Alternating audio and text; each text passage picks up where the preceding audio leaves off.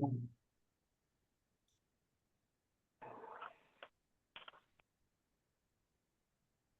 Kathleen or somebody let that other person in. Yeah, it's everything's.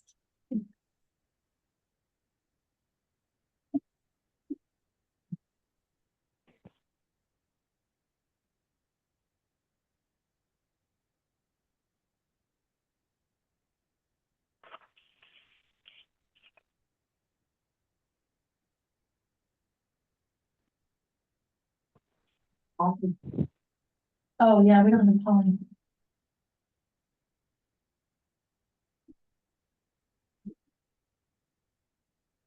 I do exit learning from that third. I just texted you. Is this me or? You can say whatever you want. Oh, hi guys. Gonna leave my jacket again. Probably still be here. Do you guys want sound coming out of that or out of, which is better? That doesn't sound very good, does it? That's Tony breathing. Oh. I think that's fine. That's fine, okay. Yeah. Okay, we just don't have, Polly's not here, Tony. We need to wait for her. Okay, I think that I connected with Polly a little bit earlier. She said she's going to be a few minutes late. If you wanted to get started and maybe go through the minutes, etc., she should be jumping on in a few minutes, and I'll text her just to confirm that. why don't we do that so we can get this started?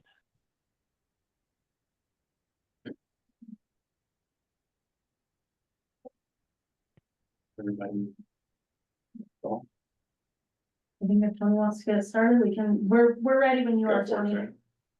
Okay, this is the September 4th Hideout Planning Commission special meeting.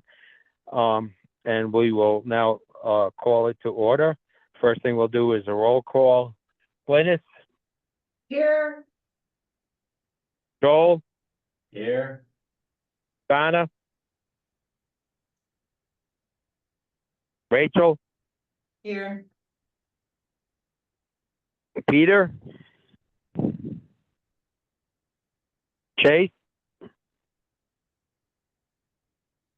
and Tony's here. Okay. Next first thing on the agenda, actually only thing on the agenda, is a discussion in regard to Elkhorn Springs development. I believe Nate has come up with a little bit of a different concept. Thomas has sent out we've all gotten the report from Thomas about 5 days ago, so hopefully everybody has gone through it and had a chance to read it. Thomas, if you'll give us a quick summary, I'll just ask all the commissioners if they have any questions to wait till Thomas is done, and then if Nate's there to do his presentation, we'll ask all the questions at once at the end, because some of them might get answered by Nate that we have in regard to Thomas's report. So Thomas, if you want to go ahead, please. Sure. Thank you, Mr. Chairman. So I won't go through this entire report. Much of it is a continuation of what you all had seen back on July 18th.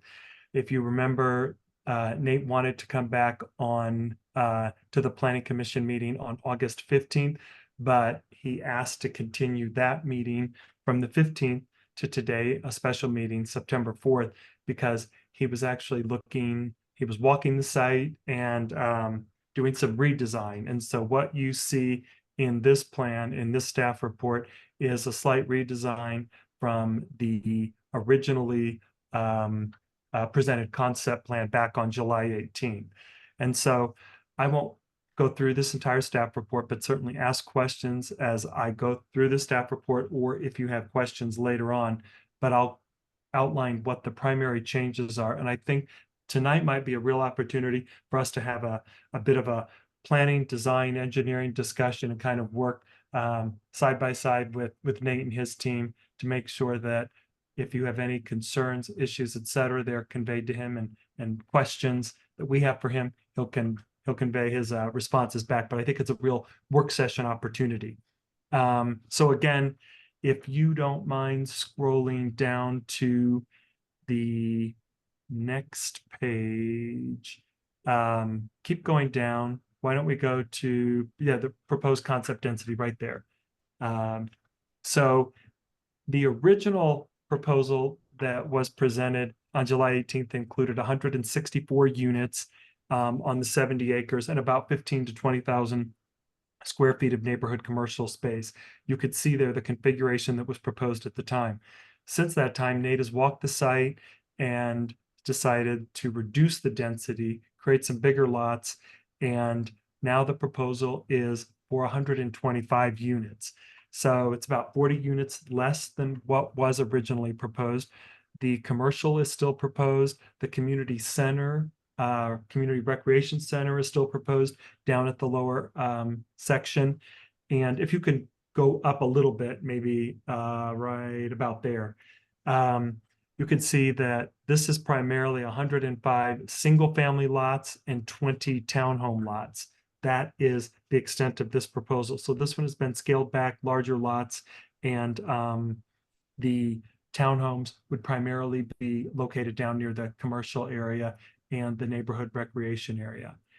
And if you don't mind scrolling to the next page, you could see the map. Go one more down, I'm sorry. That was the original concept plan right there. If you scroll down to the one with green and red, you can see here the new configuration, the new layout, the larger lots. You can also see the areas in red. The areas in red are slopes that are greater than 30%.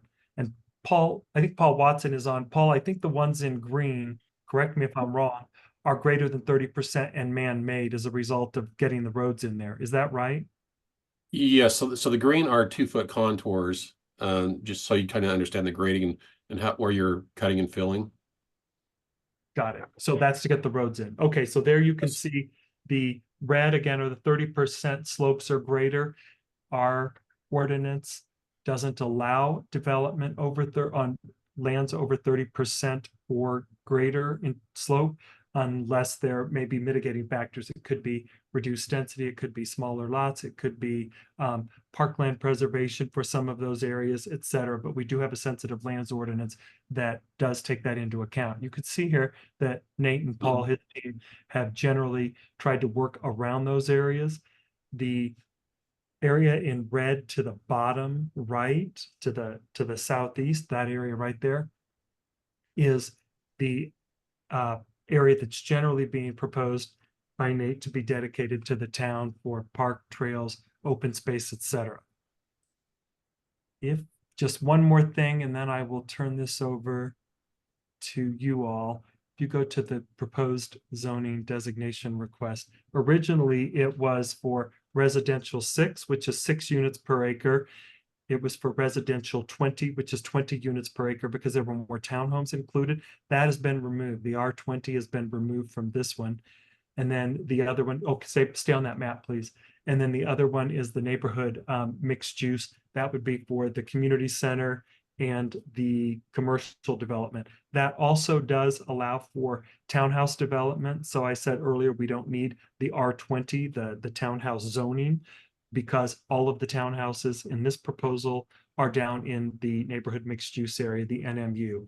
And then natural preservation zone, NP, the area in green to the right, would primarily be for the land that is being dedicated to the town.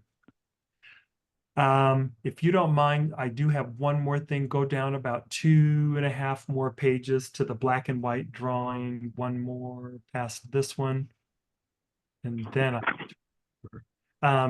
this proposal does call for a bit of a unique topographical change, and that is the area that you see in red there is a hilltop, and it's about 32 feet in height at the highest point. Nate is proposing to remove that hilltop and thus allowing I think it's 16 or 17 lots to be developed in that area, which would be relatively flat, not perfectly flat, but relatively flat, and maintaining the quality views toward the Jordanelle. It would also allow those lots just on the top of that red line. It would allow those lots to have improved views toward the Jordanelle as well. That's something the Planning Commission will need to discuss. The ordinance right now, again, does have a sensitive lands overlay, which says the grade can only change 5 feet. If it changes greater than 5 feet as a cut or a fill, there could be mitigating factors in terms of where lots are located, et cetera. So that is a discussion point for tonight.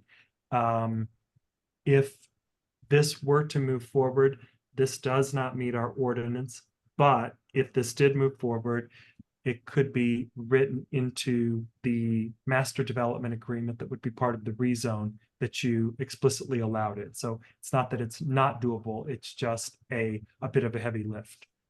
With that being said, let me make sure. I think that is all I wanted to convey, and I'm open to questions. Certainly Nate is here.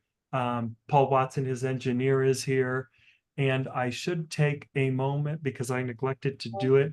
I should introduce Gordon Miner. He is on the Zoom call. Gordon Miner is the new town engineer. He's joined us this evening. And so Gordon, you might want to say hi and let them see you. I'm not sure where you are. I don't have a good gallery view here. So I'm here. I see myself on the tiles. I see you so, now. Okay. Okay. So pleased to be with you. Good to see you again, Paul. I know Paul quite well. Paul and I have worked together a lot over several years. I guess this is the first time I've been in front of, so to speak, the Planning Commission. So hope to meet you all in person soon. But glad to be part of the meeting. Glad to be of service to the town. Thanks, Gordon.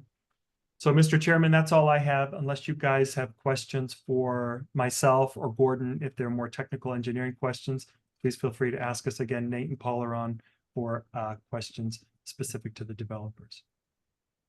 Thomas, in that regard, I would ask the commission members, wait on their questions until they hear from Nate, seeing that some of them might be answered, or even pose more questions, and we can answer them all at once rather than going back and forth. Perfect. Did you want Nate to provide some input and or kind of expand on the proposal? Yes, please. Okay. Can you hear me? We can. Yes. Okay, thank you. For some reason, I cannot see the shared screen, but I'll just kind of go over what we talked about. So if you remember my first plan, about 2 months ago, we came in and I had 165 dwelling units, and now we're down to 100, and this new proposal is down to 125 with less townhomes and more single family lots. When we went up to, we walked the project, and we thought some of our top lots towards Golden Eagle would be our best lots. And with that big mound that's in the way, it blocks almost, I'd say 80% of those lots. And those were our biggest lots, and we had anticipated them being our best lots. But as we got walking the development and looked at the topo, those lots are mostly covered up. There's no views because of that big mound. And so we talked about taking down that mound and building homes where that's at presently. And the reason we're taking that down is mainly because to get the views of the top lots in the development, because those are the best lots and the biggest lots. That's why we're taking it down. I know the town would also like to, that 15 acres we're dedicating to them. There's some fill material that's needed in there, and we would take that over to that site and grade it and do with what they wanted, what the town wanted with it, and level out a pad for them or whatever. But it's about 125,000 yards of material. So that's the reason we decided we'd like to do that. We know the code doesn't allow that, but we think we can get that done with the MDA.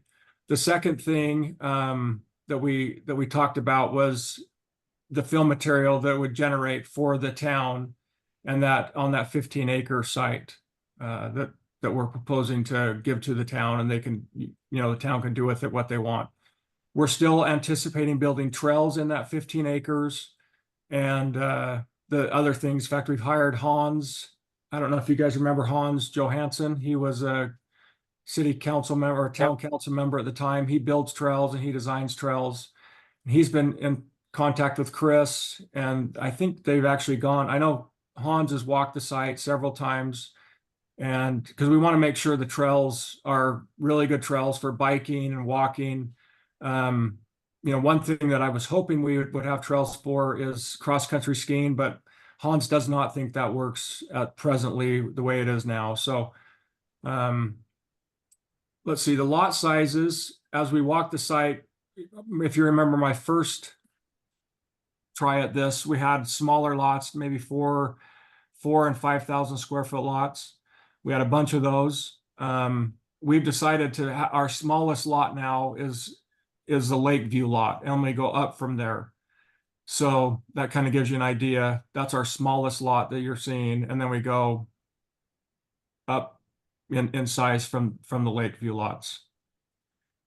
I mean, I think Thomas covered a lot of it. I don't know if there's, I'm sure you guys have several questions, and I'll try to answer those. I also have Eric Davenport on the phone, who is our attorney on this, and he can help with any MDA questions. And Dan Herzog is also on the phone, and he can help with any land questions that might come up. We've done soils reports, we've done traffic studies, all that's been done. So, we're moving forward. We feel good about it. We just need to try to see what the town wants us to do on this piece. And we'll bring that before you guys here in the next, after we meet with the town council for a work session like we're doing here. We'll make the changes that you guys want to see, and then we'll bring it before you guys again for a vote. Thanks, Nate. Nate, just as a point of clarification, I think that most of the lots that you can't see the screen, but most of the lots on the top 2/3 of this site plan are about, just so the planning commission can get a sense of scale, they're about 11,000 square feet, give or take. So they're about a quarter of an acre. I think Nate was referring to the ones that are a bit more Lakeview size. Those, I think, Nate, are about 6,000-ish square feet. They're kind of on the right below the kind of the red circle that you see on this screen, not right below it, but the next tier down, and then it moves into the townhouses, et cetera, that surround the commercial area. So those are 6-ish thousand right around the commercial area and the townhouses, and then as you move up, they're about quarter-acre lots, give or take. Yeah. So, Nate, I have one question for you. The square footage of the rec center you're proposing, what is it? We actually haven't. It's not designed, so I don't really know. I don't even want to put a guess to it because I'm not sure. what did you ask, Tony? What the square footage of the houses were? No, the rec center. Oh, the Oh, rec of center. the recreation center. The rec center, okay. And then Nate, if for whatever reason, if the town doesn't want to do anything right now with the 15 acres, you have another plan in place for the removal of the soil? No, I mean, I'm sure we can find a place to put it, but right now, no, we don't have like I say, I don't even know if you guys are going to let us do it. So I have not done any research or work on that.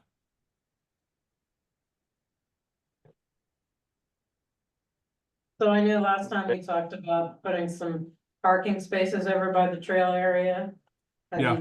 You see that there. Is there anywhere that you were planning to put them? Yeah, I haven't done anything on the 15 acres except put that access in there. You'll see like I say, I can't see my screen for some reason, but if you see, we put an access over there. So you'll need some fill material to actually build a pad for the parking. And I'll just follow up on that with parking and access road. Do you still plan, or do you plan on this being, because you're asking, I assume you're still asking for nightly rentals, fractional shares, resort type, I guess, with nightly rentals and whatnot, do you still plan to include in the HOA maintaining the roads? Or is that something that would fall on the town to do? Yeah, so, well, I think it's always been that the town would maintain the roads. In this development. And what was your other question? That was it. Okay. Maintaining, because I feel like there's gonna be, if nightly rentals are permitted, there's gonna be a lot more, maybe not, depending on who you ask, in and out traffic. I would like to see the HOA maintaining all the roads with nightly rentals and fractional ownership. That would be a big expense for us, for the town. Given all the nightly rentals, given that concession that, we will have to discuss. Okay, yeah, let's discuss it. The other thing is on the nightly rentals and fractional shares. The fractional shares was something brought up by the town. And I just said we would talk about it in this meeting. It's not something we'd ever thought about, but it was something brought up by the town. And so I'm not really sure what your guys' feeling is about fractional shares. So if we do nightly rentals, does the town get a percentage of the taxes, or how does that work? Yes, yeah, you do. There's a percentage of the DRT that transient room I tax. believe we would get the tax money because, Nate, correct me if I'm wrong, but your property doesn't fall under the MITRE umbrella. It does So not. we don't have anybody. Yeah. So do we know what a percentage of it would be? I don't think that fractional ownership would provide tax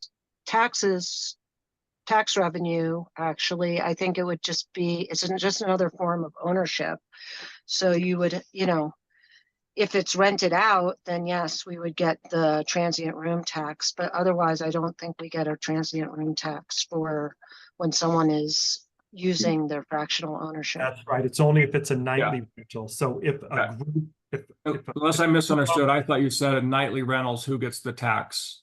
And that would be you guys. Fractional shares doesn't change. It just changes the ownership. Unless they rent it out.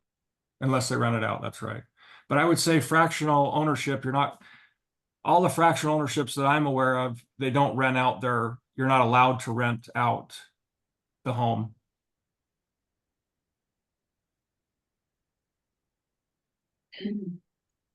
Okay, I'll go. I'll tell you what I liked about the last plan. I liked the different homes.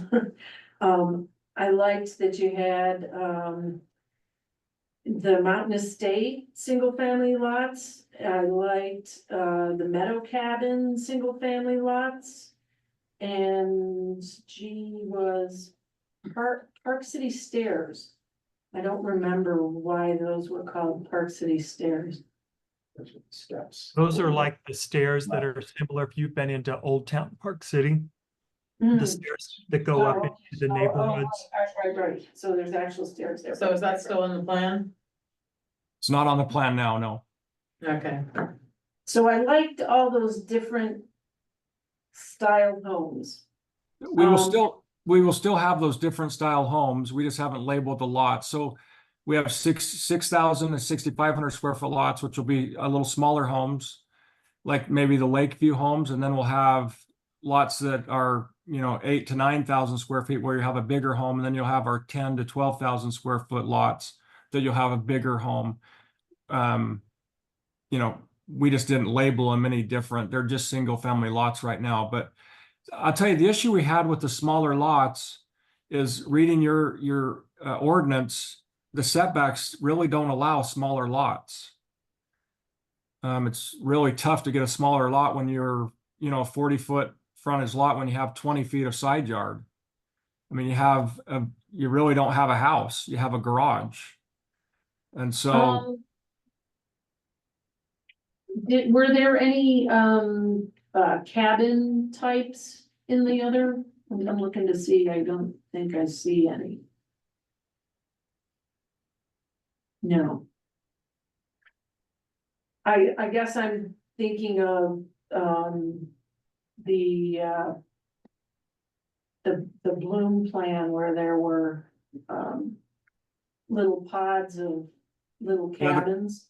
that's true. The Bloom pod had those little cabins because they were doing theirs a little different. We're not, well, the way I read they were planning on doing nightly rentals and holding on to those.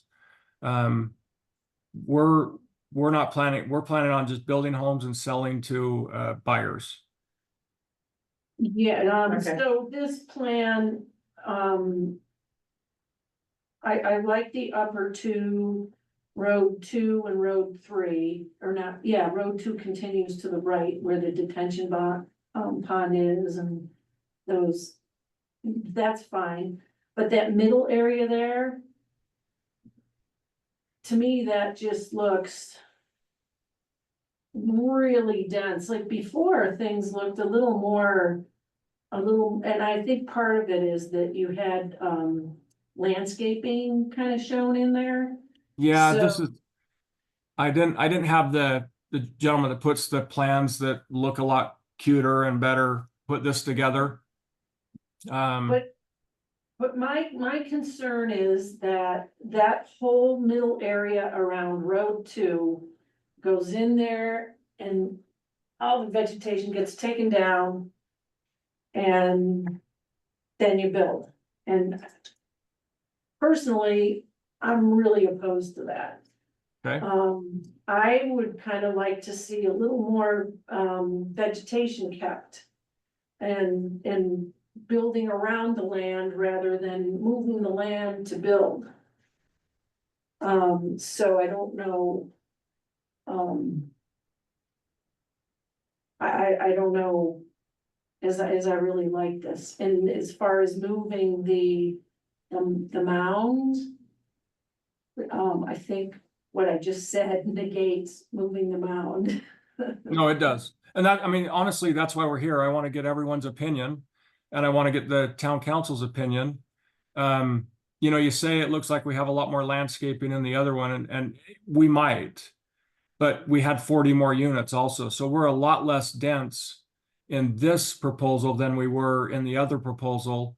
And so I would imagine because you're 40 homes less than we were in the first one, you'll have a lot more green space, but it'll be inside of people's lot rather than, outside of their lots. Well, I'm guessing, and you can probably answer the question, the mound that we're talking about. I think when I compare the two, it looks like that's where there was a lot of green space, probably because you couldn't build because of the mound. Is that correct? No, I think you can build on that mound. We had just decided not to. Okay. So I mean, my whole thing about Hideout is it's all about views and about your trail system. And so we want to have this be the best trail system that any development that I've done has. And that mound is blocking probably 40% of our lots. It's blocking the views. And if you go up there, I mean, they're $1 million views. I mean, they are unbelievable. You're far away from the lake, but you have views of Timpanogos, you have views of the lake. But because of that mound, it's taken away. And if I was to build homes on that mound, they're 100% taken away. And so that was the thought. We don't want to build on the highest part because then you lose the views no matter what. You might have some views from the second and third floors of these other homes, of the homes in back. But if you build a home on that mound, you're not gonna have any views from anything behind that area. So what about reducing the reduction of the mound, meaning instead of taking 30 feet off it, 32 feet, could you do half that? And I have no idea. I'm looking for some middle ground here. And you also mentioned the trail system. we're trying to be good regional partners, Hideout is. Yes. I would love to see a trail go from Camas to Richardson Flat. I know it would be very expensive, the survey's very expensive. What funds would you be willing to commit to help build a trail that goes, through Hideout, of course, but starts that process where it originates in Camas and ends at Richardson Flat. I think the surveys, I've heard numbers tossed around $1 million. Would you be willing to contribute a sizable amount to help build a trail system, not just in this development, but a regional trail system? Yeah, I mean, we could definitely look at that. Yeah, I mean, I've never said, well, I don't want to say never, but I rarely say no to what Hideout asked me to do. And so I'd like to look at that and just see. I will say for what we're paying, I mean, there's only one reason this is the third time this is brought before you guys.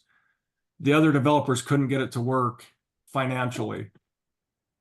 Okay, and so I mean, the last guys, you guys were asking them to build the hotel first, put the road in first. I mean, it just did not work. And all the retail. And so, we've taken a lot of the retail out of this because of what happened with Richardson Flats, us winning the Supreme Court case. There's not as much need for retail here because it's just not a great retail piece, as you know, but it is a good neighborhood commercial piece. And so there'll be a little bit of commercial because you can have Tuahey people come over, you'll have the Golden Eagle people come over. But it's just like little pods of maybe commercial. That's what I foresee. Because any of the big stuff will be down at Richardson Flats, the grocery stores. I mean, we'll have everything down there you could think that you need. But here it's just like, people coming and hiking will want a little coffee shop or something. You're not going to get the big users to come into this location, but you will get a neighborhood user, maybe a little teeny market that might have some of the stuff that the neighborhoods might need, like the Tuaheys and Golden Eagle. But it's going to take a while. Those areas need to get built out, and this subdivision needs to get built out before you see much retail. And so, yeah, and the other thing, I'm not planning, I don't think we're planning, I haven't gone into the design yet, but this is why we're here. I'm not going to take that mound down to zero because even if I have gradual slopes, I would imagine we're going to take it down. I just like you said, maybe about halfway. So some of those homes are built on a slope, so they're not just sitting flat, so they don't have any views. We want all the lots to have views, and so I would imagine we'd start out at probably taking about 50. I would just guess until I know more, and we can present that once we get your guys' input. Probably taking it down about 15 feet. That would be my guess. So can you give us an idea of what phases, like what you would build first? Yeah, you come right in and you got to take a left. Right there is what we'd build first, the townhomes and the single. And I don't have a phasing plan, but we'd build some townhomes first and then and also go to the single family. So we would have both single family and townhomes, and the commercial would be developed, but not built first. But the road would be in for the commercial. So right when you come off the highway, you take a left and you go around that loop. I would imagine that loop would be what we're building first. Okay. I'll just share my opinion about the retail and commercial. I really think the only thing that would do well in our area is going to be restaurants. I'm pretty much against any office buildings. I don't think they're gonna really contribute much to us. Yeah. So is there a way we could just specify that it has to be like a restaurant or a coffee shop or similar retail? We can do that, and we can work through that in the MDA. We have done that in the past with the prior two, that it would be kind of a neighborhood mixed use commercial concept, which is really retail, restaurants, amenities for the local neighborhood. So we can incorporate that into an MDA. And I think we've had that discussion with Nate as well. Yeah.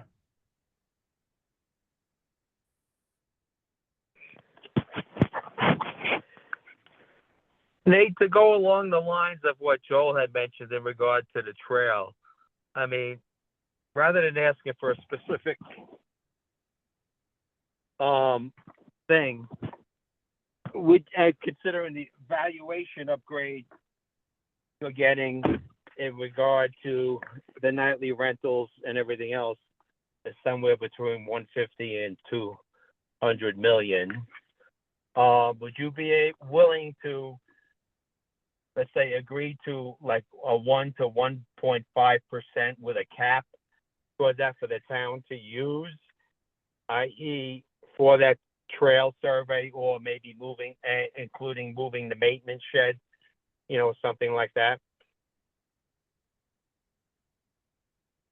Yeah, I guess I don't understand the question. Because of nightly rentals, I didn't understand that. It's $200 million. Rentals, your valuation will go up exponentially of the property, correct? Not necessarily, no. Well, I tend to disagree with that. And then that's an issue we'll have to discuss. Yeah, for example, we've only sold one home in 2B that, was approved for nightly rentals. So, it does make it easier to sell our homes and lots for sure. Does it mean that does it mean we can get a bunch more money? I don't know that, because we just barely started selling in Deer Springs. And so I don't know. I have no idea. I'd say 200 million. That's not even the realm of what number I was thinking, because if there was $200 million profiting on this project, it would have never come back to me to be the third buyer ever. There's a lot of reasons why the first two didn't go through. I personally, that's something I think we're going to have to discuss further down the road. Yeah.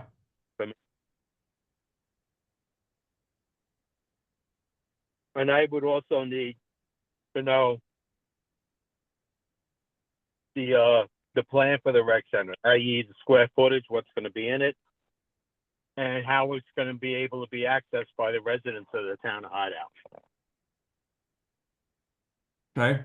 The one thing, insurance wise, we've talked to our insurance company, and it's pretty tough. And so we have to get that figured out. The one thing that hasn't changed is the pickleball courts, sharing those with the public, having those covered. The one reason Eric Davenport's on is he's the attorney for us, and he's talked to the insurance companies about sharing, if you're not part of the community, about sharing the rec center. It's kind of tough to, I don't know. Eric, do you want to go into that? Why Thank you. And first, let me just voice my appreciation for all of you being on this call and letting us present and address these issues. Great questions. So let me maybe give a little bit of background, and maybe if you'll humor me for a little bit as it relates to this issue as the pool / clubhouse / community center being open or being public. Generally speaking, HOAs and the structure of HOAs aren't meant to provide public amenities. Once we turn it over to the unit owners, these 125 or whatever the number is, they're not trained professionals in operating public swimming pools and clubhouses. I get they'll hire a management company to typically manage, but it's usually the thought is to manage the amenities for the unit owners. And so there's a number of issues that arise when, and I've never been known of, and none of our other projects have a situation where the project has a public swimming pool or, or clubhouse. We have projects where they are just for the unit owners themselves, but they've never been public amenities. And it seems like there's somewhat of a slippery slope out in, I guess, the in the, you know, in different communities where more and more it seems like a public subdivision wants the developer to take on responsibilities that have been traditionally the responsibility of that public subdivision or political entity, whatever you want to call it, whether it be a town, a city, a county, or a state. But there's certain issues that arise, as you know. Towns, cities, counties, state have immunity as it relates to performing these type of discretionary functions. An HOA, a private HOA, does not. And so there's liability exposure even above any policy limits you might get. My background for 27 years was I was an insurance defense attorney and have represented many insurance companies over the years. And there's policy limits, and when they go over the limits, then the owners are responsible for whatever the issues. And when you have, you know, brain injuries because of a slip and fall at a swim pool or whatnot, those can exceed, you know, your $1 million policy or even your $5 million policy or whatever. Secondly, those policies are extremely expensive when it opens up to the public. It's one thing to insure a community pool where you have only 125 unit owners that are going to be using it, and they're not going to be using it, you know, full time, and the use is only a very small fraction as compared when you open it up to, you know, thousands of residents.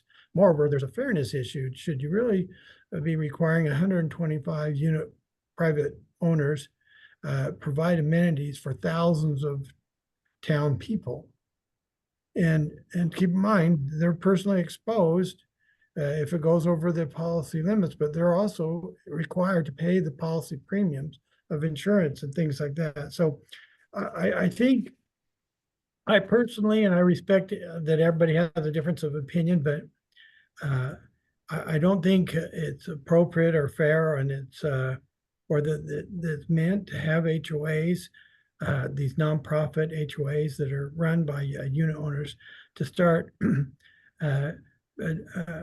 managing and maintaining and operating public facilities. And so that's maybe my concerns as it relates to opening these things up to the public. And keep in mind, these are in perpetuity, and so you have some real issues there. And I noticed there's a provision where the town wants to be indemnified from any expense for any injuries or things. So now you have these 125 unit owners you're having to indemnify and defend the town if they're brought into the suit because it's somehow a public amenity. And it's amazing how broad these suits are and how many people they bring in.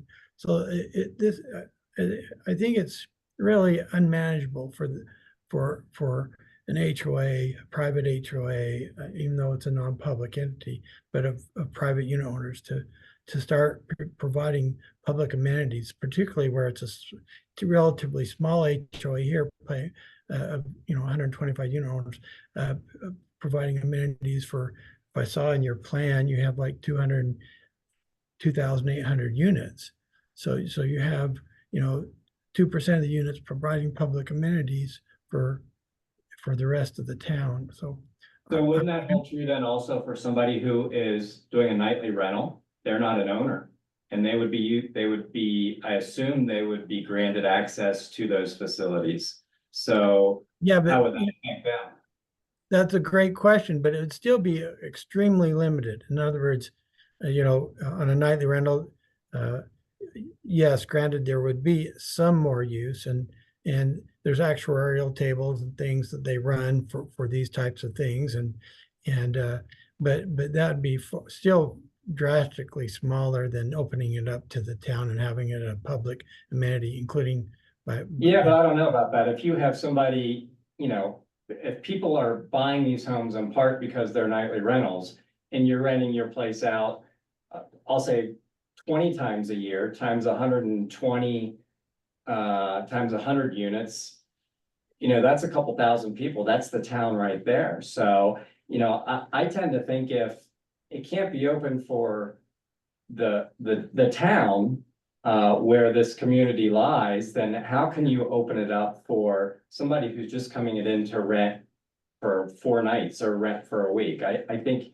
it's all or nothing. And if the town can't do it, I would say then we just strike the nightly rentals. No nightly rentals are allowed. And again, you know, when you're, it's all about, you know, percentages and things as far as you, from an insurance standpoint, but not from a liability standpoint. Um, but, um, but again, not all those nightly rentals are going to be using the pool. And so it's, you still have a lesser percentage, but I'm not here to Sure. quibble with, I mean, you make good points and I respect your point of view, but I think it's a slippery slope, and this, in my opinion, has gone way down the slope where we're starting to have HOAs provide public amenities. And I will say this was my idea, and I brought this, and then, you know, Eric said this is not a good idea for not financial reasons, but insurance reasons. And so, you know, I told Eric, I kind of said that this is the way it is, and that's why he's on tonight, is to clarify that it just doesn't work. I'd love to find a way, and maybe we still can find a way, but you know, like I say, we're at concept, and so things we talk about aren't necessarily set in stone until we get to the final approval. But so just so Eric knows, that's something I brought up, and I had talked to Homes about it, who is one of the builders here, if not the builder, and they thought it was a good idea too. But then Eric, who's the attorney, said it's not a good idea. So Now, Eric, just for some clarification from my point of view, I'm not asking for this to be open to the public. I understand if they pay some type of membership fee, you know, whatever that might be, to cover some costs. I'm not asking this for just open the doors and let the whole town in, you know. And the way this project has progressed from day one, with, like Nate said, he proposed this. To me, this has become one of the staples of the project that has to be there for me, because the town doesn't have anything like this. I would also think if you have people join as a membership, they can sign a waiver saying that they take, you know, there's no liability. So what if it's not part of the HOA, it's part of the quote, commercial space, and it's written into the MDA? Then that takes the burden off the HOA and it becomes a, you know, standalone, just like a restaurant or a convenience store. There's a fitness center. Yeah, and keep in mind, I'm I'm all about solutions and compromise and working things out. I was just voicing my concern that I've seen as it relates to this type of a situation. It's particularly tied to a swimming pool and clubhouse where maybe the risks and liability or exposure is a lot higher. So that's the concerns I'm trying to address. Now, I like your ideas. Yeah, I mean, if we were to build it and just turn it over to the city or town, excuse me, I don't have a problem from a liability or high risk standpoint, you know, building it and turning it over to the city or town. It's really, my concern is this private HOA of homeowners maintaining that and operating it in perpetuity, and the exposure that it causes this relatively small group of unit owners. So I'm all about solutions. I think we can work through it. I'm not saying you don't build it or something. I think we can come up with some type of a solution. I guess I just have, I mean, we'll build it and we'll turn it over and we'll be out of there. But I guess part of me is like thinking about these future unit owners. Sure. But Eric, here's the problem we have is, and no offense to Nate, but he opened this door, you know, and everybody on the commission, I believe, is very for that particular part of it because it was a central topic of discussion even in the initial phases when this first came in front. So I would think something would have to be worked out somehow. And I respect that. I wasn't aware of that, and I didn't ask, so I'm not blaming Nate or you or anyone. I'm only Blaming voicing, anybody. Don't Yeah. take it that way. I'm just voicing a concern that I see kind of from my background being an insurance defense attorney for 27 years. So that's all. But I think we can work through it, and I like the idea of being a standalone parcel and or part of that area, and you can do that. You can carve that out and just have the HOA handle the other common areas and things that we want to assign to it, so to speak. So I'm not putting a kibosh on or I'm not trying to suggest that community, that pool not be built and that it not be community oriented. I'm just expressing a concern about 125 unit owners having to operate and maintain that in perpetuity. No, I understand your point. I'm just letting you know where I think I'm speaking for most of the people on the commission are coming from because of the way we've gone through this from the beginning. Okay. Yeah. No, I respect that. I guess I'll just leave it that I'm highly optimistic we can work through this and figure it out so it's a win-win. That's what I'm all about. So Yeah. Okay. Well, I'm sure we can, we are flexible. me too. Nate, have you thought about, I'm thinking about reducing the mound by 30 feet, now it's 15 feet. What's the minimum you think you could reduce it to? I just hate shit, and you probably agree with me. Oh, totally. Shaving off a whole 30 feet or maybe even 15 feet. Are there any workarounds with that? I mean, I kind of like to keep as much of the integrity of the topography as possible without getting rid of all the vegetation and whatnot. Any thoughts about a workaround? Not asking for an answer now. Maybe a little more density somewhere. I don't know. To keep. So I'm looking at the trail. For some reason, I'm looking at the trail plan because it has all the lot numbers on it. And it looks like a road to 127 is not listed, so I'm assuming that means that there isn't going to be a home there.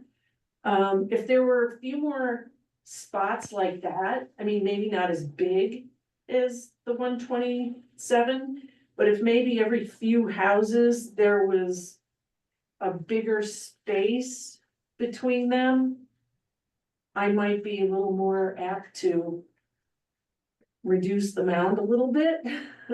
And if maybe on the mound things, it looks like between 195 and 197, there's a huge triangle of land that, maybe if that were somewhere at the highest point instead, or not at the highest point.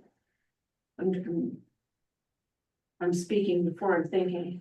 Maybe if things were moved around a little bit, and maybe a little bit more open space on that mound would give you views too, and you might not have to get rid of as much.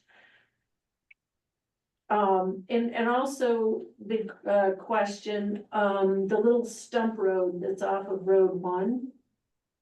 Or stump roads, is that, to potentially go through to the other property? In the event that that could happen? Thomas, is that road just a little stub road to your 15 acres, the 15 acres? No, I think that Glennis is talking about the one that might go over. It goes up to lots 106 and 107, if you remember those. Is that the one you're Oh. talking about, Glennis? Yes. Yeah. So I think the question is, is that something that could be envisioned to go further to the adjacent 40-acre property, maybe down the road? Yes. In fact, just so you know, I mean, I put that under contract last week. And so I'm under contract on the 40 acres. And that road will go through once we figure out the 40 acres. Nate, she's talking about the stub road, not the cul-de-sac. So the answer. So we're talking about the 15 acres. No, they're looking on the other side of the project. Yeah, Here, correct. yes. The So other side. This section here. yeah, that little stub road is not intended to go through. There is a cul-de-sac on the upper north end that one, right? No, on the On the northwest. other side, it's road number 3 if you're looking Yeah. at the real plan. If a road goes through, it's going to be that one. Does anyone know how I can see the screen? Because I can't see what's being shared. Nate, if you hover over Zoom, your Zoom screen, do you see at the bottom, do you see an opportunity for video? Do you see anything down there? Oh, Hover? I think I might have just done something. Because you should be able to see the screen. I think right now Joel has up the black and white drawing with the red around the hilltop area. Also, what is the, I gotta put my glasses on to see what it says, EOG. What's EOG? That's edge of gravel. So there's an existing gravel road that kind of goes through there. Oh, So edge of gravel. right here, Yeah. This. yeah, that little, whatever that is, like the gravel. Oh, okay. So yeah, that's just an access road to get down to that pond to clean it out, and also would be part of a trail system. Oh, to get to the detention basin. So are there, and I may be being, too soon on this, but is there, eventually like a stormwater plan that shows how water flows into those detention basins? Oh, yeah. Yeah. So we have a drainage plan, and also, and we can send you that now, or I can go over it with Gordon later. But yes, all of our water is going into those ponds, with exception of the very last leg at the very bottom south that I can't get because we're into UDOT property. And did I see somewhere, that, okay, over on the 15 acres, below the 15 acres, did I see somewhere that that's, Mustang? It is Mustang. Okay. Mr. Chair, this is Gordon Minor. Whenever you feel it's appropriate, I have a few comments. Please, go right ahead. So obviously, I'm new to the town, been with the town since July, something like that. And obviously this project has more history than that, but we're still at a very conceptual level. So just based on what I see here, and I happen to be looking, and maybe whoever's controlling the screen, if they could scroll to the sheet that shows the 30% slopes. So it's got the red and the green contours. Just think above it's up that, I one. believe. Yeah, that one right there. Scroll down just a little bit. There you go. Perfect. So I would just express a few comments about feasibility. You're showing lots that have got 30% slopes on them. And so I would think that you'd need to show building envelopes on those lots. Maybe one glaring one is there in the top middle. Everybody else might not be able to see it. It's lot 156. No, I think it's 156. It's probably like 111, 112. And I see the one you're looking at, Gordon, 156, and I would have to slide everything over to the right a little bit and take some land out of lot 162. You could get Yeah, out. so that sort of thing. And I think lots can have obviously lots can have 30% slope or greater areas in them, but there's got to be a buildable envelope in that lot. So maybe take that under consideration. Agreed. All of these green slopes are 50% slopes. They're 2-to-1s. And so I realize in a mountainous area that the architecture oftentimes is different. But I think the developer would need to demonstrate that these lots are buildable when they're platted, and that they don't require more work on the part at the time of building permit. And I recognize the current plan is turnkey for the same entity who's platting it will build the buildings, but we can't plan on that. So I think you need to give some consideration as to how these lots will be buildable when they're platted. And I don't know what architecture fits on a 50% slope. Certainly a driveway doesn't. I guess architecture does, but a driveway doesn't. So it's an access issue. So is there a conclusion about whether the rights of way will be public or private? I think that it's generally been decided that it would be an HOA. These would be private. Well, Okay. I would say at least the collector road up the middle would be public. Okay, so and that wouldn't affect my comment. So my comment is about this street that's in front of the pickleball court, that first one on the south that goes into the loop. That angled parking off the side that's shown within the right of way. The town doesn't have a standard street cross section like that, and this is portrayed at this point as public right of way, and I would venture to guess that the town doesn't want a typical street section like that, and the town wouldn't want to maintain parking areas like that. If it's a private street, then that's a different deal.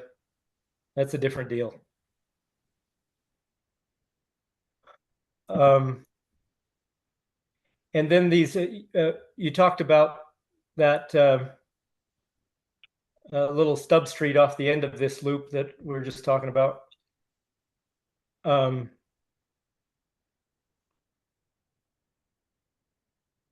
Is that so I guess you just want to make sure that particular one looks to comply with the Appendix D of the Fire Code. These others up on the northeast, I wonder about. Which one on the northeast? Both of them off of Pond 2. The two off the loop road to the right, go to the right a little bit more, right, up there. There you go, those two. Paul, can you address that? Do they, I just stole straight from Eric's plan, and so I really haven't even gotten into them yet. I mean, Okay. the one is, let's see, as far as distance, the one is about 250 feet long. I'm really talking about the geometry of the turnaround. Oh, okay. So we were trying to do the legs at 60 foot on each of the legs. And I can work that out with you, Gordon, to extend those legs if I need to. Yeah, I'm just raising a few flags to help you refine the plan. Oh, I'm grateful that you do raise them now versus the 11th hour. So Yeah. we take all your comments in and appreciate it. The cul-de-sac on the northwest, I was looking at the contours. That looks like that's an uphill cul-de-sac, correct? Yes. Yeah. Everything is draining to the southeast. Okay. And that is the cul-de-sac that we were talking about may go through to a future phase to the west. If a road does go through. All right. So speaking of through streets, so we've got this street on the north that bends up and ends at the north boundary of the project. Maybe you guys discussed that and I missed it. Where does that road go? You're talking about that one right there. So that is an existing gravel road that's built today for the, is it Soaring Hawk? It's for Golden Eagle. It's Or sorry, Golden Eagle. Yeah, so it is existing today and we're trying to tie into that. So that there's a blue line underneath in the middle of all that, and that is that existing gravel road. It's big. Oh, So it really was a secondary access to the subdivision to the north at one point in time. I see. So I didn't see what you were pointing at, Paul, but we're talking about the road that dead ends at the north boundary of the project. The one that dead ends at the north boundary, that's the existing gravel road. That's a secondary access for the subdivision to the north. There's a cul-de-sac kind of in the northwest, just to the, right there. And if a road does go through, we will change that cul-de-sac to a through road. Okay. Well, hopefully these are, this is a conceptual thing. It's my understanding in Hideout, the conceptual would be informal comments with informal application with informal comments to try to get us a better direction. So I hope that helps. Yes, it does. thank you. Hey, Paul, just a real quick question while we're on this slide. Are most of those green areas, are they cut to put a road in, or are they filled to raise a road to get grade at where you need it to be? So the intent is to try to put the center of the road right in the middle. So you're cutting on the high side and filling on the low side. And Okay, so most of these are cut on one side, fill on the other. yes. They're not concealed in a cut situation. They're cut and fill. Yeah, that's the majority of it. I mean, I do have to blend into that existing gravel road a little bit, but the majority of it is cut on the high side, fill on the low side, and trying to get the center line of the new road basically where it is historically. Oh, I apologize. I do have a couple more questions, if I may. Dan Herzog called me and asked me about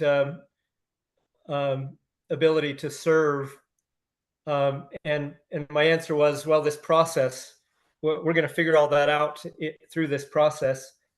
I'm still waiting on master planning information and utility models. So I'm at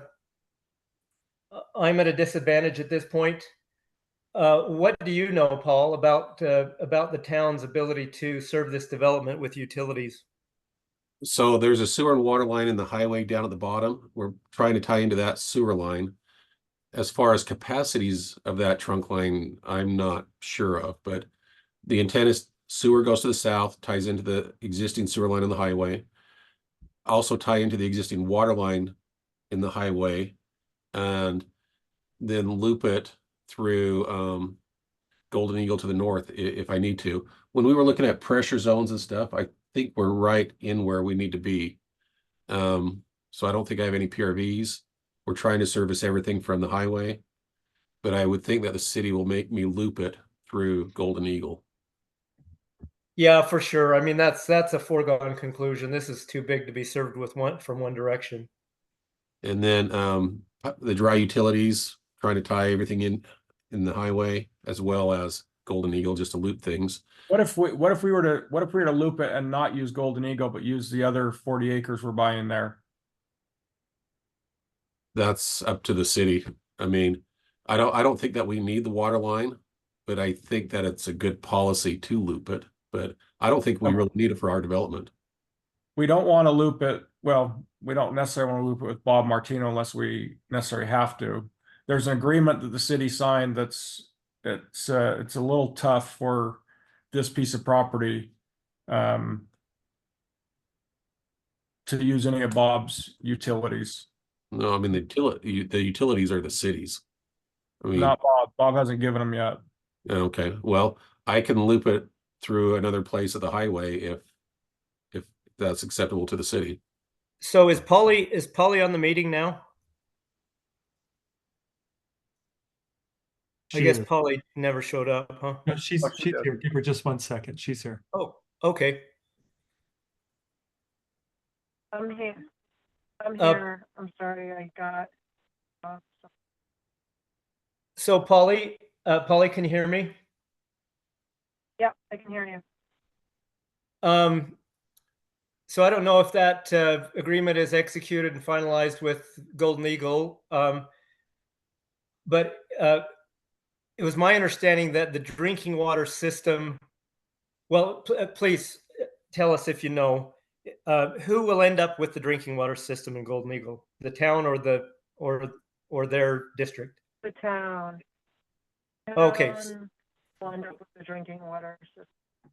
And I don't know if what Nate is referring to is the fact that there's a reimbursement agreement and there are impact fees related to infrastructure. And so maybe what he's referring to is just the fact that he's going to have to figure that out if they're going to be using any of Mustang's infrastructure.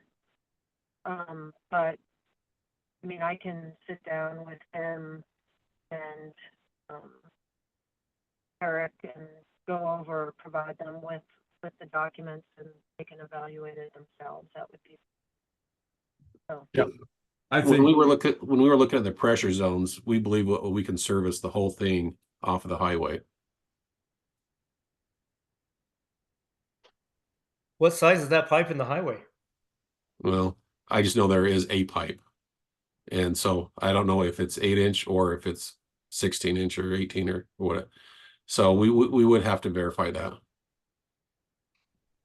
Okay, well, that's just another red flag. I'd be surprised if we end up serving this with one connection. I think it's good policy to loop it, but I don't. But we that's my question. Why couldn't we loop it back to the highway on the other 40-acre property that we're under contract and buying?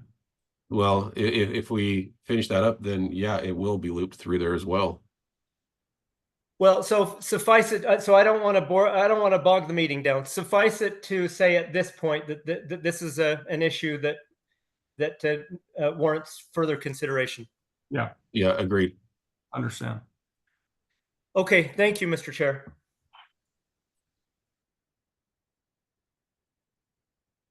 Can I go back to, Road 3, the cul-de-sac on that's the west side? I think. That's right. Okay, I got my directions right. Just walk me through why you thought going through that way to the other property would be better than going from Road 2, where there's like, wouldn't more people want to go from that way than Road 3, like, it's nice and private up there, like, why would you put it through to the other side? And that's just where it worked out the best with the profiles. I mean, trying to connect down at the lower end, we're trying to do that intersection on a hard turn and trying to get the profiles to work out. It just worked better with that upper cul-de-sac. So it's not an aesthetic thing. It's only an engineering thing and profiles and trying to get all the grades and everything to work and keeping my cut and fills down as little as possible. Okay, But if I was told to make it work on that little stub road, I would figure out a way to make it work. okay.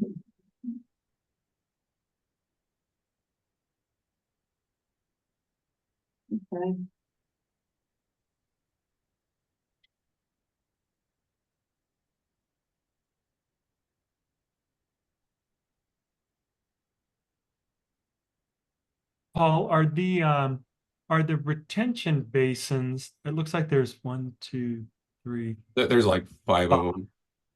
Are Yeah. those all man-made? It would seem to me that on the downslopes, there's going to be a significant buildup. Is that what you're going to have to do, is to build up some sort of a?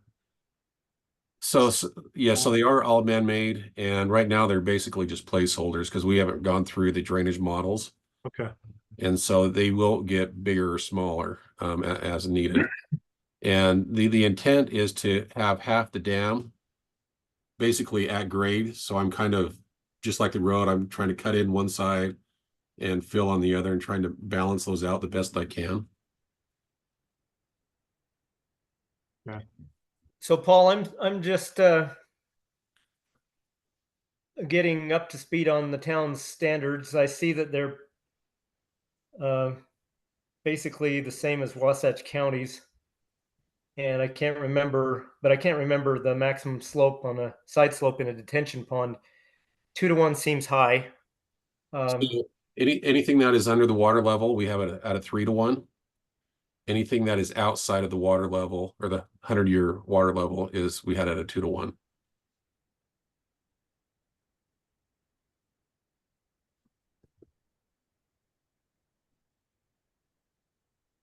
Okay, again, I can't remember exactly what those say. It might be relevant to it might hinge on landscaping. So anyway, just take a look at that again relative to the standard. Agreed.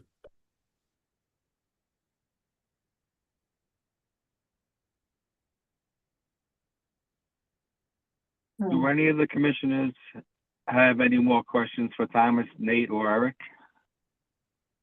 So there's spaces that don't have houses on them, would you be landscaping those? Well, you know what, on this, some of them, you know what, I think it just might have been that one trail plan that didn't have numbers, the lots numbered. Because as you look at this other one, what's this one? And I did fix the number 127 that you just brought up a few minutes ago. So that's corrected. Yeah, I was gonna say, so 127 is there and Yeah. 190 is there, and so So they those are are there, lots. they just Okay. weren't, numbered on here. Okay.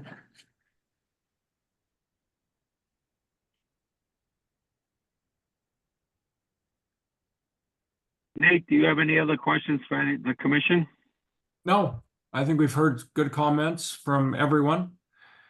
And so I think the next plan is to go to the town council and see what they think, and then we'll come back with the changes that both bodies recommend, have asked us to. And hey, this is Chase Winder. Just had a quick question, if I may jump in, Tony. Sure. Yeah, so I was just curious your plan for mailboxes. This might be a rudimentary question, but I live in the community preservation HOA from Mustang, and we don't have mailboxes for new residents, and just kind of curious to not have a repeat history of new COs not being able to get mailboxes. I wish I didn't get all my bills. That'd be great. Oh, we'll have at each one of our properties, I believe this is correct, Eric, but maybe you can help me, but we build community mailboxes, so there'll be a community mailbox area. Great, and enough for every plat. Yes. Yep.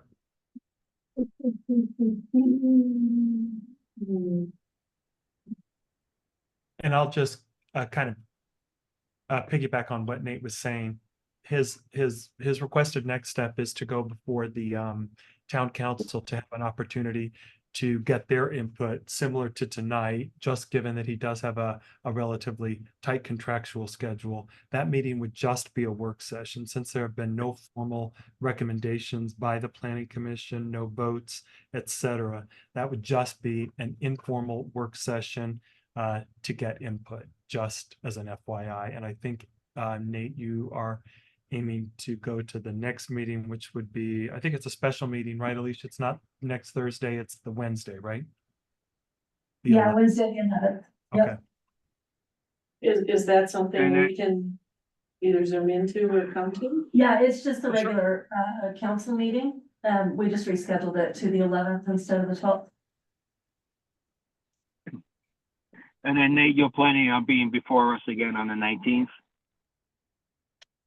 I probably don't see a reason to do that because we'll have to go make all these I'm changes. just, Yeah, I would no say. problem. I probably just not. wanted to check. Yeah. Okay. Let Thank us you. get before the council. We'll make all the changes, and I'd recommend Paul Watson get with Gordon and go over some of his concerns that he's brought up today, and make sure we can go forward with our plan that we have now. Well, I guess one question I do have is some of your setbacks. If you guys say you don't like this map, you guys, town council says, hey, we hate taking down that mound. Is there anything we can do on setbacks to make the smaller lots actually work, where you're not, don't have a 20-foot Yes, building? part of, Nate, as part of the MDA, we can look at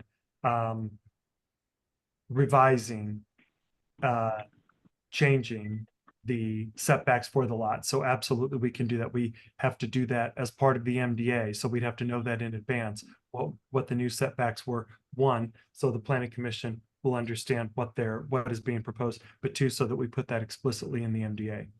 Okay, and then one more thing, Tony, you brought up a trail from Camas to Richardson Flats. Is that something that's been platted and extensively worked on, or is it something that?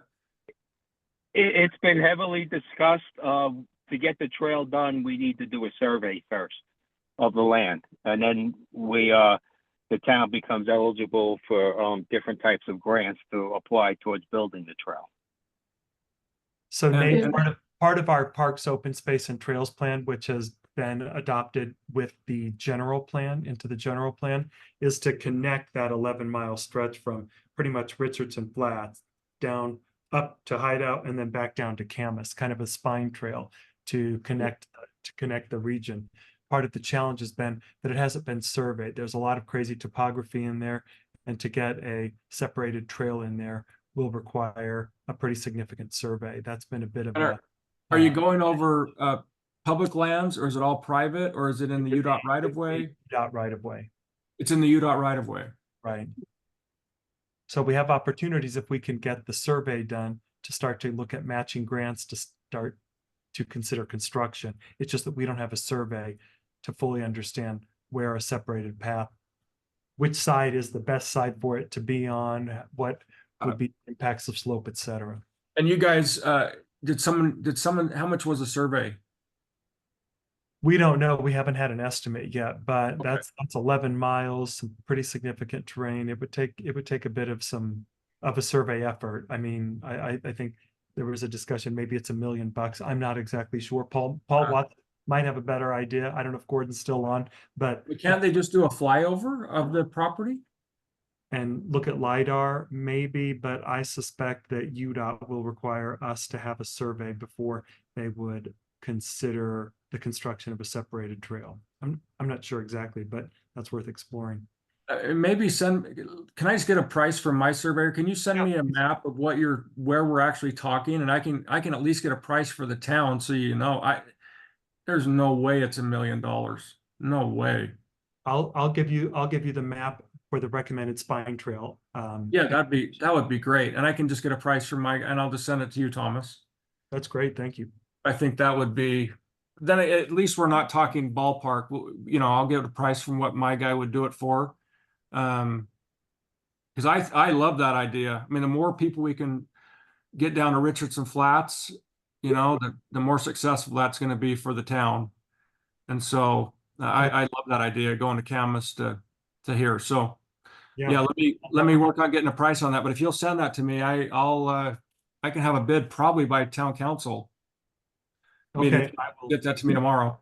I'll send you the post plan, which shows the concept along 248. Okay. So the idea is, if you have a survey, there's money that the state would help pay for or whatever. You just have to have it surveyed. That's our challenge. They'll do a fair amount of grants and monies for hard cost, but not soft. Okay. Well, yeah. So let's get a price. I can help get a price on that. Perfect. Thank you. Okay. Back to the setbacks. I could give concessions on the setbacks if there were building envelopes drawn on the bigger lots, so that there's some undisturbed land around them. Okay. You're talking if we were to change the plat back to maybe like the old one and come in with 165 lots like we had. No. I'm saying that, you know, if you want a smaller setback so that you can fit a house on there that's a decent size, then on a bigger lot, I would want to be able to have an undisturbed area and Oh, that makes sense. And there'll be a lot of undisturbed areas in our bigger lots. But so just so you know, these lots here, we would not need any setback. What do you call them? Just we would just go with whatever setback is required of that zone. I was talking in our last map where we had some smaller 4,000 square foot lots and you have 10-foot side yard setbacks. That only gives you a 20-foot building envelope. And that just doesn't work for what we're trying to do. And so that's what I was talking about. Maybe some concessions on those setbacks if we were to come back with not taking down the hill, coming with a little more density, but just different setbacks. I can work with you on that, Nate. You and Paul and I. And Glynis, I think just to make sure that I fully understood your question / input was that if there were to potentially be some concessions given for setbacks, you would like to see maybe some lots or areas preserved as maybe pocket parks or open space. Is that kind of where you were going? Yeah. Okay. We can. And or you know, not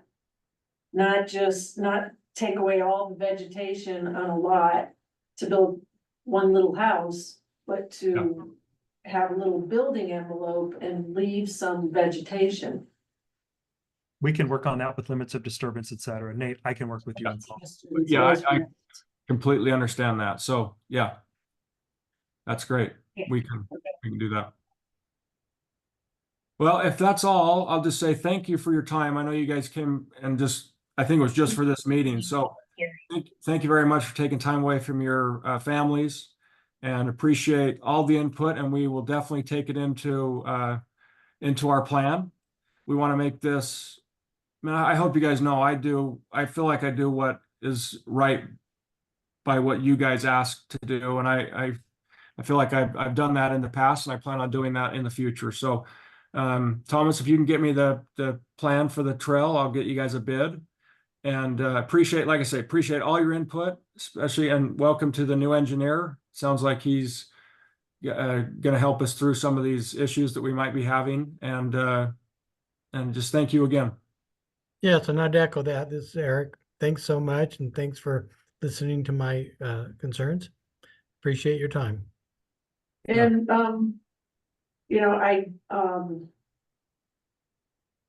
can be kind of strong in what I would like, but I think that if this looks really nice and it's planned to look really nice, I think it'll attract more people and you can sell things for higher prices if it looks really nice. One thing I can say about the town of Hideout and Thomas, every single development I brought before you guys, the changes you guys have asked for and the changes Thomas has made, we have ended up with a better subdivision than we came before you guys. So, and that's on every single one that I've done out in Hideout. So yeah, we're all ears when it comes to what you guys have to ask us to do, and especially Thomas, he's a great land planner and he has great ideas. So look forward to working with you guys, and we'll go before the council and just get their input, and then we'll come back probably in, I'm guessing, October with a MDA that's ready and a plan that we really would like to get voted on, you know, one way or the other, yes or no. So, but we'll take into account what you guys have said. And probably the next one we will have that 40-acre piece with it. Because like I say, we're under contract and we're same time frame. We got to get moving on that one too. So you'll see that next time also. Thanks. So thank you very much. Thanks. Thanks, Nate. Yep, thank you. Thanks. Thanks, sir. Thanks, Paul. Yep. Second item on the agenda is the public comment in regard to shoreline. Before we take any public comment, I just would like everybody to know who might be wanting to make a comment that this is off the calendar, will not be back on until the 19th. The planning commission has not yet seen any new plans, drawings, or whatever in regard to the request that the town planner has made. So any comments you make now might be moot, or that being said, is there anybody, Alicia, is there anybody on online that has their hand up to make a comment? And Elise might want to remind people how to do that on both the computer. I don't think we have anyone other than.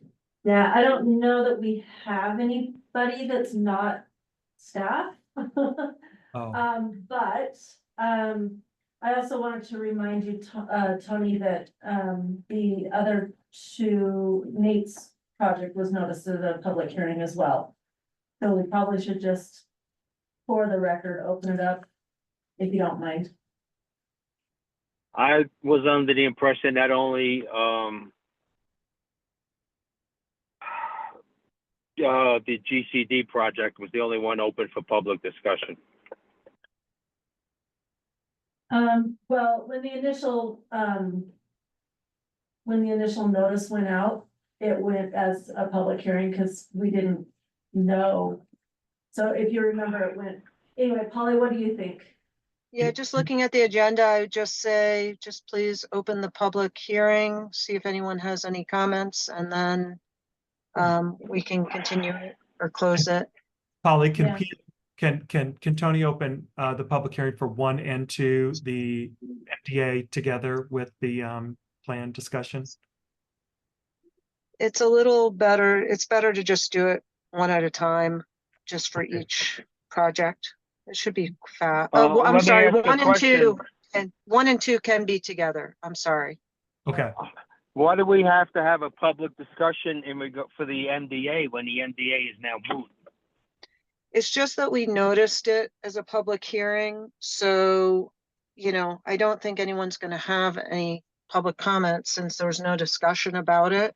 But it's just because we just have to follow the process because we did notice it for that. Makes, with all due respect, that makes no sense, but fine. I will open the floor for anyone to make a public comment in regards to the MDA and or the prior discussion in regard to Elk Springs. All right. Anyone who would like to make a public comment, please state your name and address first. And if you're on the phone, it's *9 to raise your hand and *6 to unmute. I move that we close the public comments. We'll give them just a second. I'll second that. There Chris? being no hands raised, we will close the public comment on Elk Springs MDA and the prior discussion. Is there Okay. anyone who would like to make a public comment in regard to the shoreline issue that had been publicly noticed? Alicia, do we have any hands up? No, there are no hands. Okay, then we will close the public discussion in regard to shoreline. That being said, would somebody like to make a motion? I move that we adjourn. I second. Okay, we'll take a vote. Glynis, Yes? Joel, Yes. Rachel, Yes. Chase? And Tony's a yes. Therefore, this meeting will be adjourned. We'll see everybody on the 19th for the regularly scheduled meeting. Thank you very much for your Thank you. participation tonight. Thank you. Good night. Thanks. Good night. Good night. Yes.